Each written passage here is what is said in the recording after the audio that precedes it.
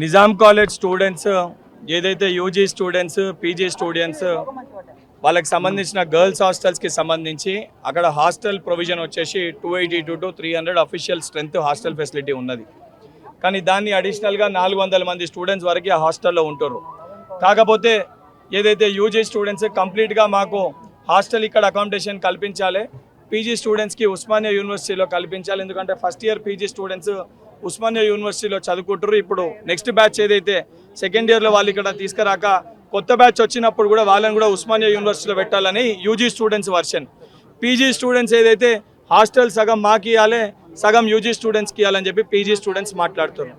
So UG students ఒక request మేరకు వాళ్ళు కొత్తగా వస్తారు కాబట్టి వాళ్ళకి ఇక్కడ ప్రొవిజన్ కల్పిస్తూ పీజీ స్టూడెంట్స్కి ఏ రకంగా వాళ్ళ ఇష్యూని రిజాల్వ్ చేయాలి కూడా ఇద్దరు స్టూడెంట్స్ని కూడా ప్రిన్సిపల్ గారు, వైస్ ఛాన్సలర్ వైస్ ప్రిన్సిపల్ గారు, వీళ్ళైతే రిజిస్టర్ గారు ఆధ్వర్యంలో ఆ స్టూడెంట్స్నే, ఎందుకనంటే శాశ్వతంగా సమస్య పరిష్కారం కావాలంటే ఉన్న హాస్టల్ ఫెసిలిటీని అడిషనల్గా 2 floors కట్టాల్సిన అవసరం ఉంటుంది.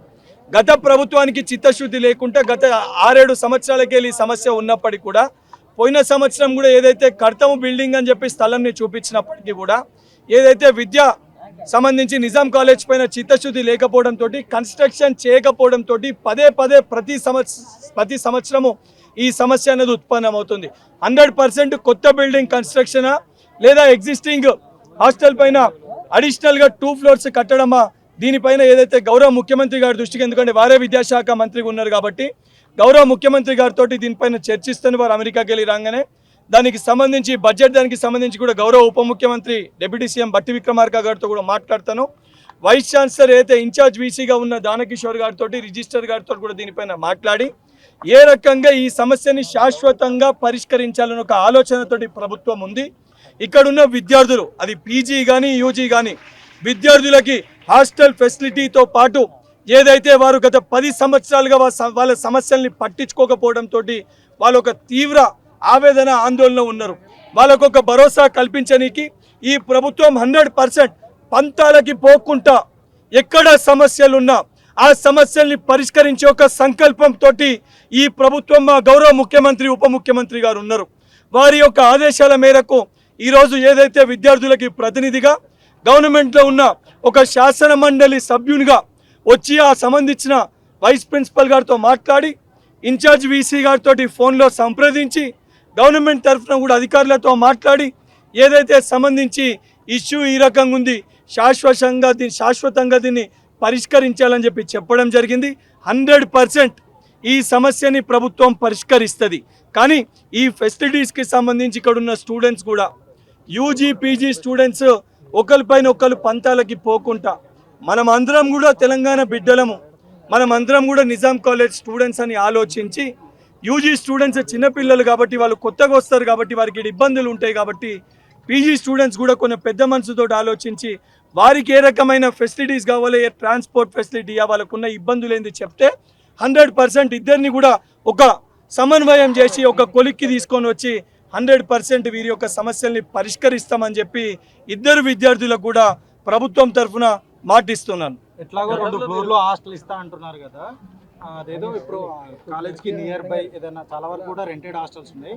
పీజీ వాళ్ళకి రెంటెడ్ హాస్టల్ ఇచ్చే ప్రయత్నం ఏమైనా చేస్తారా ఆ ఫ్లోర్ కంప్లీట్ అయ్యే వరకు? ఇప్పుడు మీకు అదే చెప్తున్నాను, రెంటెడ్ హాస్టల్ నియర్ బై ఇవ్వాలనంటే ఉన్న ప్రొవిజన్స్ పైన సంబంధించిన ప్రొసీజర్ ఒకటి ఉంటుంది.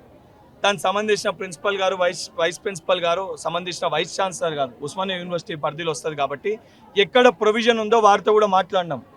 సంప్రదించి ఎక్కడైనా ప్రొవిజన్ ఉంటే 100% ఈ రకంగా ఇక్కడ ప్రొవిజన్ ఉంది, ఇది ఇవ్వగలుగుతామని చెప్పి ప్రభుత్వం దృష్టికి తీసుకొని వస్తే 100% దాన్ని ప్రభుత్వ పెద్దలతో మాట్లాడి ఈ సమస్యని పరిష్కరించడానికి మేము సిద్ధంగా ఉన్నాం. కాబట్టి గత 10 ఏళ్లుగా ఇదే ఉస్మానియా యూనివర్సిటీలో లాస్ట్ టైం 15 రోజులు ధర్నా చేస్తే కనీసం ఎవరు పట్టించుకోలే.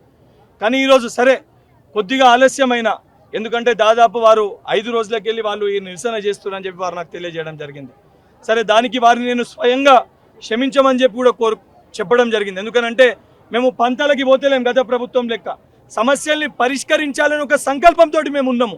కానీ సమస్యల్ని పరిష్కరించాలంటే 10 ఏళ్లుగా ఏదైతే భ్రష్టు పట్టించిన మొత్తం విద్యా వ్యవస్థని దాని అన్నింటినీ కూడా చక్కదిద్దాలంటే కొద్దిగా సమయం మాకు కూడా పడుతుంది. సో పెద్ద మనసుతోటి విద్యార్థులు వాళ్ళ తల్లిదండ్రులు ఆలోచించి మీ సమస్యలు ఏమున్నాయి రిప్రజెంటేషన్ రూపంలో ఏదైతే సంబంధించిన మీ అధికారులతో పాటు ఏదైతే నాసొంటి కొంతమంది ప్రజాప్రతినిధులు యువకులు చాలా మంది ఉన్నారు, నేను కానీ పర్ణికారెడ్డి గారు కానీ, యశస్విని, మైనంపల్లి రోహిత్, అదేవిధంగా శాసన మండలిలో నేను, అనేక మంది ఈరోజు ప్రభుత్వంలో యంగ్స్టర్స్ ఉన్నాము. ముఖ్యంగా వారికి మాకు ఏజ్ గ్యాప్ తక్కువ ఉంటుంది కాబట్టి సమస్య ఏ రకంగా ఉంటుందో మేము అర్థం చేసుకోగలుగుతాం. మా సొంటోళ్ళ దృష్టికి ఆ సమస్యల్ని తీసుకొని వస్తే ఈరోజు ప్రభుత్వం కూడా మేము ఏదైతే సమస్యను ముఖ్యమంత్రి గారి దగ్గరికి నేరుగా వెళ్ళి చేరవేయగలుగుతామో, 10 రోజుల పరిష్కారం అయ్యే సమస్యల్ని కూడా ఒక్క రోజులో పరిష్కరించగలుగుతాం. గతంలో గ్రూప్ 2 కూడా ఎగ్జామ్ పోస్ట్పోన్మెంట్ విషయంలో ఇదే రకంగా ఉంటే ఈ ప్రభుత్వం గత ప్రభుత్వం లెక్క పంతాలకి పోకుండా విద్యార్థులతో చర్చించి ఆ ఎగ్జామ్ని కూడా పోస్ట్పోన్ చేయడం జరిగింది. విద్యార్థులు కూడా అదే చెప్తున్నాం, తెలంగాణ రాష్ట్ర వ్యాప్తంగా కూడా ఎక్కడే సమస్య ఉన్నా మా దృష్టికి తీసుకొని రండి, సమస్య పరిష్కరించగలిగితే ఏ రకంగా పరిష్కరిస్తాం చెప్తాం మీడియా ముఖంగా.